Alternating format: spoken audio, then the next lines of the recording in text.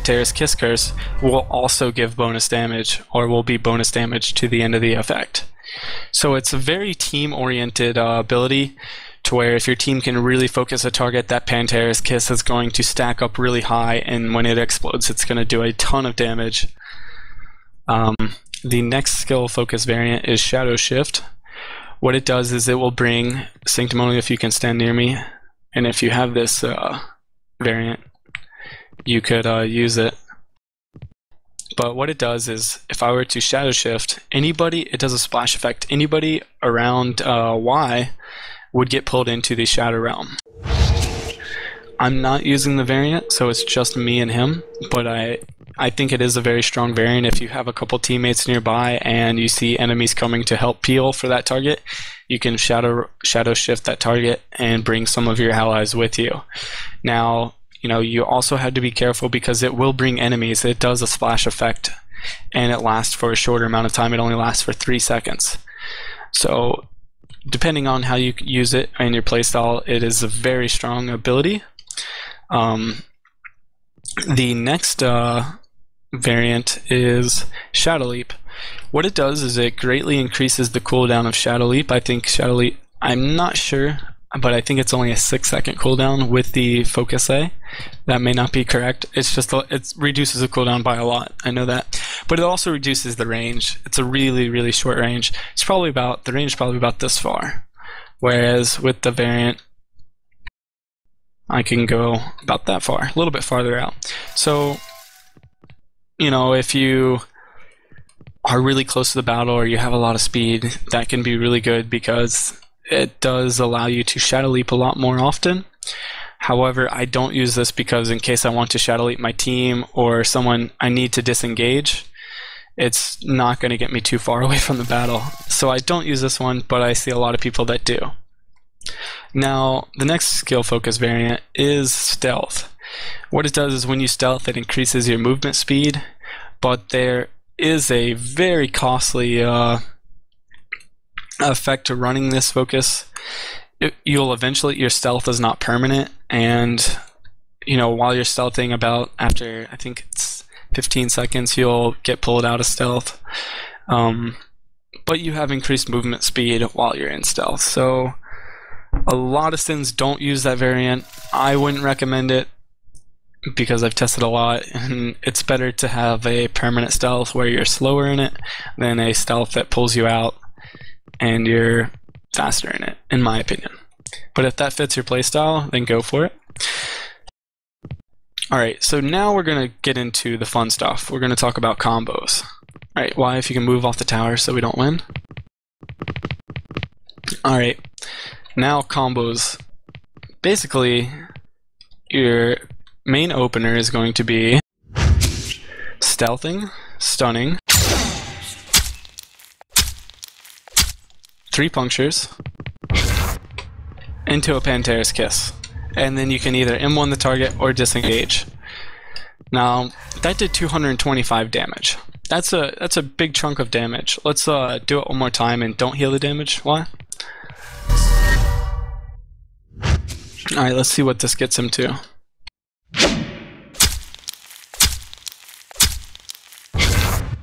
Alright, as you can see, he's at 75% now, and at the end of the curse, 48%. That's a huge amount of damage.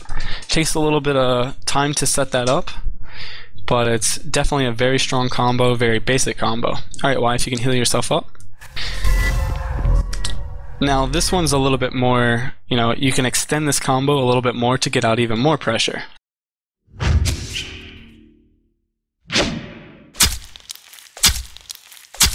I'm going to M1 twice and then kiss.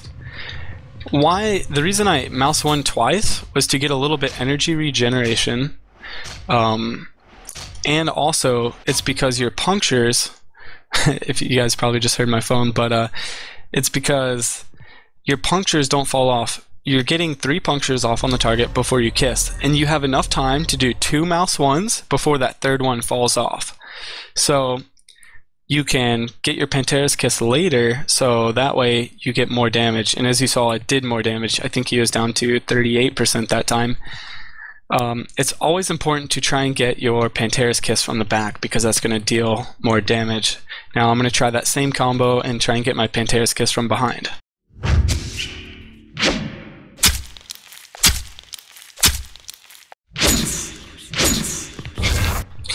Alright, I got it from behind. He's at 45% now. And at the end of the kiss, 27%, guys.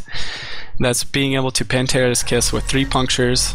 I'm delaying it by mouse wanting twice to get out additional damage and energy regen. And that third puncture does not fall off after 2 mouse ones. So you can mouse one twice and then kiss really quickly to get the effect of that third puncture. Now, here's another thing. Like we said earlier, stealth. It does, your first attack from stealth gives bonus damage based on the number of punctures on the enemy. So, another combo is, and a very, very strong combo, is to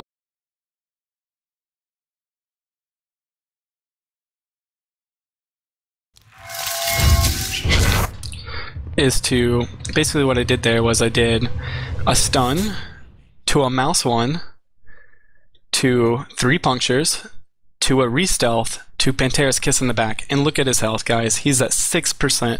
That is pretty much the perfect combo. To follow that up as soon as he gets out of that, or as soon as that curse wears off, I could shadow shift him and mouse one him, or I could shadow leap and mouse one him, something of the nature. To do that combo, really, what you do is stealth only has a 5-second cooldown. So you only have to waste 1 second after your stun if you open from stealth. Because if you're opening from stealth, you need to wait 5 seconds before you can re-stealth. So what you do is you use that mouse one first. So I'm going to redo this again. Mouse one, puncture, puncture, puncture. Oh, well, we kind of got a little bit messed up there. I'll continue when the round comes back up. But yeah, making sure, if you're going to be able to get a re-stealth before you apply your Panteras, it's always very, very good to do that, because if you can hit them in the back, it's going to do a huge amount of damage if they have punctures on them. A lot of bonus damage. You guys saw from right there, like he was at 53% and he went all the way down to 6% at the end of that Panteras. And that is just a huge amount of damage. That is burst from the assassin, and that is why she's really good at 1v1s. Let's see if I can't continue that and give you a demonstration of it one more time. Alright guys, you're in stealth, you open with stun, mouse one, puncture, puncture, puncture, stealth, kiss, and then you wait.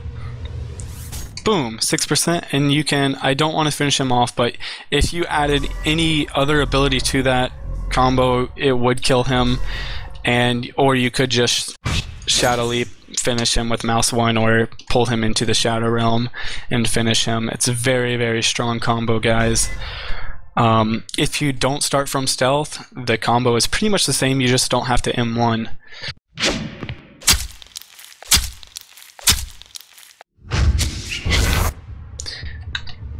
So he's at 61%, and now he's at 14%, and that's if you don't start from stealth. The reason you just go straight to puncturing when you don't start from stealth is because you're not waiting to get rid of one global. Because your stealth has a 5-second cooldown, you're not waiting to get rid of that one global. So that is the huge burst combo that you can do from the assassin, and it takes really good positioning. A lot of people say you can block it, but I'll demonstrate an easy way to get this off. If you can go ahead and block or hold block, you can just jump over their head and look down and Pantera's Kiss, and that's going to count as a back kiss, by the way. Most of the time. Sometimes it'll count as a front one, but if you time it right when you get over them, well, I missed that time, but if you time it right, it will count as a back kiss sometimes. So really strong. You can always, the other thing too, guys, is if I were to puncture him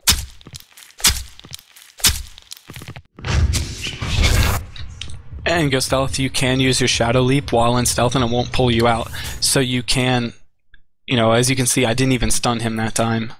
All I did was just puncture him 3 times, back off stealth, Shadow Leaped, and then Panteris Kissed. Because Shadow Leap always puts you behind the target, you're guaranteed to get that back, that Panteris Kiss into the back, so you can do a ridiculous amount of damage. And the other thing too is if, depending, you can just drop Smoke Bomb on the target so they can't get heals, or you have a lot to utilize to make sure that that target does die. And that's the assassin's job, is to pick off targets in a 1v1. They're not very durable like a Warden. They are very squishy for this reason. Yeah, they definitely can't stay in combat too long. Yeah, you pick a target, you try and destroy that target, and you flitter on this, you skirt around the edge of the battle, picking your battles, and you try and be very quick and, hit and run tactics if you have to.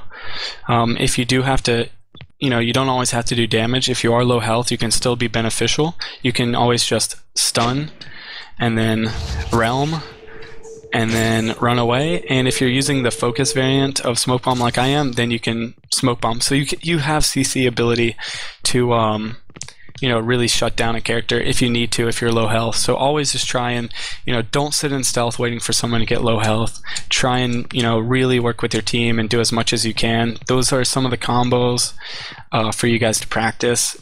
It takes a little while to get used to them. The general one that's really easy to do is just the basic one to do is just stun, puncture 3 times, mouse 1 twice, and then try and kiss. Like, that is the general one, because you're mouse 1ing twice, so you're going to have a lot of energy that you regain from that, and that's going to deal a significant amount of damage, as you could see. So we're probably going to move on to the next class, which is the Pathfinder. Yes, the Pathfinder, one of my personal favorites, actually. Yeah, would you like to jump on the Pathfinder and I'll jump on the Shaman for this one? Yep. Gonna have to ask either Sanctimonial. Thank you. Thank you.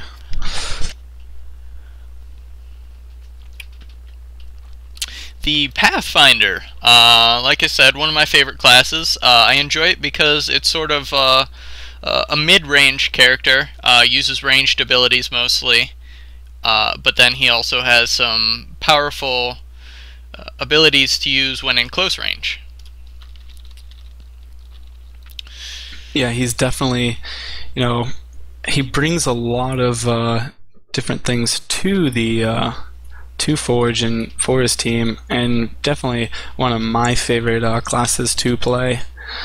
Yeah, they have a lot of, what really makes them good is they have a lot of CC, so they have a lot of control, basically, with their abilities, which I'm gonna go underneath, by the way. Why? Okay. Yeah, I just feel like it's more roomy down here and kind of get a better visual, maybe.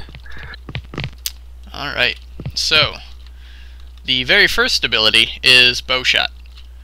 That's their mouse 1, their main ability to gain energy. Each shot gives you 15 energy every time it hits. So that's pretty straightforward. The next ability is Poison Arrow, which is their main dot, one of their main damaging abilities from ranged. It's a green projectile that does damage to a target over time. Let's see, I believe it's 5 seconds. And the interesting mechanic with Poison Arrow is it does more damage when the target moves. So you'll see I've got a 15 and a 9 both popping up there when he's running around, as opposed to just plain a 15. So you really want to use Poison Arrow. You want to stack it when and try to herd the other enemy player around to get that dot to tick harder. The next ability is Volley, which is it shoots multiple projectiles in an area and hits multiple people if they're within a certain range of each other. Now, you'll see if Fizz moves too far away from Sanctimonial that I will no longer be able to hit Sanctimonial with Volley. So they have to be within a certain range, and currently the variant A will increase this range for